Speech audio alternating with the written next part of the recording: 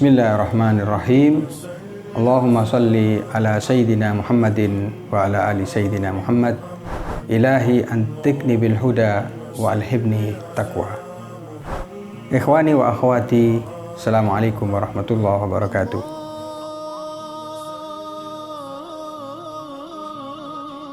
Dalam surat Al-Kahfi ayat 46, Allah Subhanahu wa ta'ala berfirman, Al-malu wal banun zinatul hayatid dunya wal baqiyatus salihat khairun inda rabbika sawaban wa khairun amala.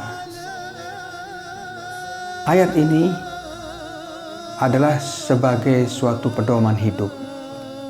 Bagaimana kita memandang kenikmatan-kenikmatan Allah, terutama kenikmatan harta benda dan anak yang telah dikaruniakan oleh Allah kepada manusia. Dalam surat ini Allah menyatakan bahwasanya harta dan anak-anak itu adalah perhiasan kehidupan dunia. Tentunya perhiasan kehidupan dunia bukan hanya anak dan harta saja, tetapi yang paling menonjol daripada perhiasan kehidupan dunia ini adalah anak dan harta. Bahkan kedua hal inilah yang menjadi motor bagi semangat kehidupan, yang memberikan motivasi dalam melanjutkan kehidupan. Ketika seorang manusia melakukan kegiatan-kegiatannya setiap hari, maka biasanya yang mendorong dia melakukan itu adalah untuk mendapatkan harta dan juga membesarkan anak-anaknya. Dan karena ini adalah perhiasan, maka manusia akan begitu bersemangat, sehingga seperti jalan turun yang begitu membahayakan apabila tidak waspada. Oleh karena itu di ayat lain dan surat lain Allah berfirman bahwasanya al-malu, bahwasanya innama amwalukum wa auladukum fitnah. Sesungguhnya hartamu dan anak-anakmu itu adalah ujian. Jadi Allah ingin mengajarkan kepada kita bahwasanya kita harus tahu harta benda dan anak itu tidak lebih daripada ujian. Walaupun dia perhiasan dunia, tetapi dia ujian. Kalau kita misalkan membelajarkan harta yang kita peroleh itu di jalan Allah, di jalan keridhaan Allah, berarti kita lulus ujian. Begitu juga ketika kita mendidik anak-anak kita di jalan Allah dan di jalan Rasulnya, berarti telah kita melaksanakan amanat ini dengan baik.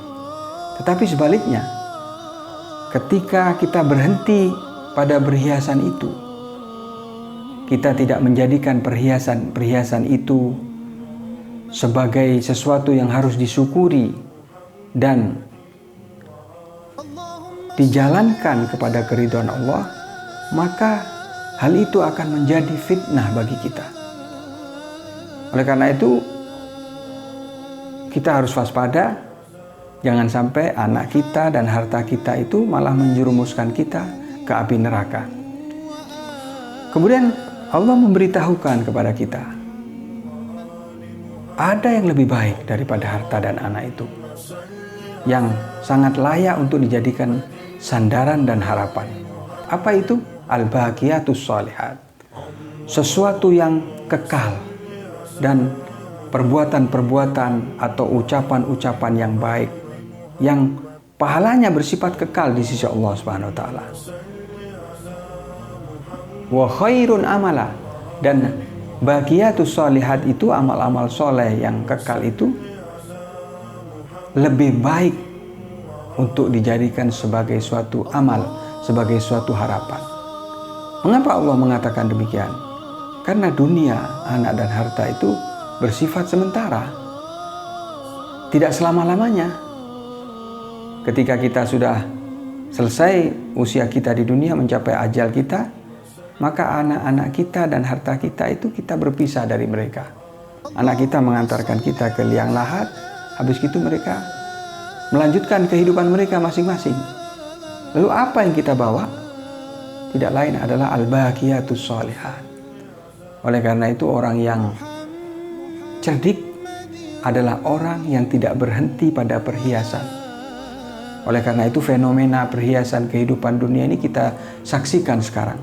Bagaimana manusia berbangga-bangga dengan membanggakan hartanya, membanggakan anaknya, tanpa memikirkan al-baqiyatus shalihat. Itulah orang yang merugi. Oleh karena itu di satu sisi Allah berfirman bahwasanya saya berikan kamu perhiasan kehidupan dunia, yaitu anak dan harta.